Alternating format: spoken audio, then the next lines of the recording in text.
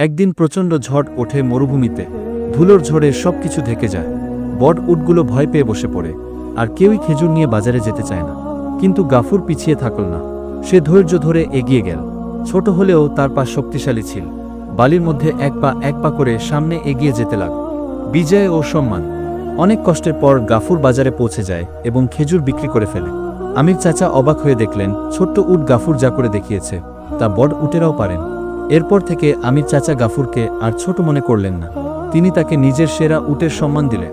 সেই দিন থেকে মরুভূমির খেজুর গাছের ছায়ায় গাফুর আরাম করে বিশ্রাম নেয়, আর অন্য উটেরা তার মেহনতের গল্প শোনে। গাফুর প্রমাণ করেছিল, পরিশ্রম আর সাহস থাকলে কোনো বাধাই আসলেই বাধা নয়।